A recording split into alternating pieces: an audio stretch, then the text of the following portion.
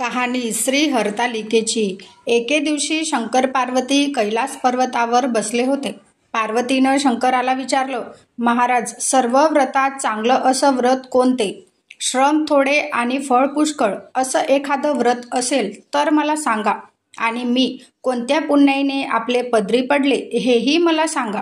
तेव्हा शंकर म्हणाले, जसा नक्षत्रात चंद्रश्रेष्ठ आहे, ग्रहात सूर्यश्रेष्ठ, 4 वर्णात ब्राह्मण श्रेष्ठ, देवात विष्णू श्रेष्ठ, नद्यात गंगा श्रेष्ठ, त्याचप्रमाणे हरतालिका हे व्रत सर्वात श्रेष्ठ आहे। ते मी तुला सांगतो। तेच तू पूर्वजन्मी हिमालय पर्वतावर केलंस आणि त्याचं पुण्यानं तू मला प्राप्त झालीस। ते एक, हे व्रत भाद्रपद महिन्यातील पहिल्या तृतीयेला करावं। ते पूर्वी तू केलं आणि ते कसं केलंस ते देखील मी तुला आता सांगतो। तू लहानपणी मी तुला प्राप्त व्हावं म्हणून मोठं तप केलंस। 64 वर्ष तर झाडांची पिकली पानं खाऊन होतीस। थंडी, पाऊस, ऊन ही तिन्ही दुःख तू सहन केलीस। हे तुझे श्रम पाहून तुझ्या वडिलांना फार दुःख झाले व अशी कन्या कोणाला द्यावी अशी त्याला चिंता पडली। इतक्यात तिथं नारद मुनी आले। हिमालयानं त्याची पूजा केली व येण्याचं कारण विचारलं। तेव्हा नारद म्हणाले, तुझी कन्या उपवर झाली आहे, ती विष्णूला द्यावी। तो तिचा योग्य नवरा आहे। त्यांनीच मला तुझ्याकडे मागणी करण्यास पाठवले आहे, म्हणून इथं मी आलो आहे। हिमालयाला मोठा आनंद झाला। त्यानं ही गोष्ट कबूल केली। नंतर नारद तेथून विष्णूकडे आले। त्यांना ही हकीकत कळवली। नारद गेल्यावर तुझ्या वडिलांनी ही गोष्ट तुला सांगितली।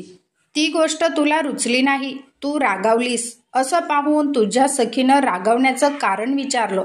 तेव्हा तू सांगितलं, महादेवा वाचून मला दुसरा पती करणे नाही असा माझा निश्चय आहे। असं असून माझ्या वडिलांनी मला विष्णूला देण्याचं कबूल केलं आहे। याला काय उपाय करावा? मग तुला तुझ्या सखीनं एका घोर अरण्यात नेलं। तिथं गेल्यावर एक नदी दृष्टीस पडली। जवळच एक गुहा आढळली। त्या गुहेत जाऊन तू उपवास केलास।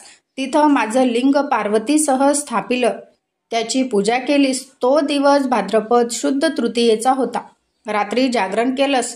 त्या पुण्याईनं इथलं माझं आसन हल्लं। नंतर मी तेथे आलो, तुला दर्शन दिलं आणि वर मागण्यास सांगितलं। तू म्हणालीस, तुम्ही माझे पती व्हावं याशिवाय दुसरी इच्छा नाही। नंतर ती गोष्ट मी मान्य केली। मी गुप्त झालो। पुढे दुसऱ्या दिवशी ती व्रत पूजा तू विसर्जित केलीस। मैत्रिणीसह त्याचं पारायण केलंस। इतक्यात तुझे वडील तेथे आले। त्यांनी तुला इकडं पळून येण्याचं कारण विचारलं। मग तू सर्व हकीकत सांगितलीस। पुढे त्यांनी तुला मलाच देण्याचं वचन दिलं। तुला परत घरी घेऊन आले। मग काही दिवसांनी चांगला मुहूर्त पाहून मला अर्पण केले। अशी या व्रतानं तुझी इच्छा पूर्ण झाली। याला हरतालिका व्रत असे म्हणतात।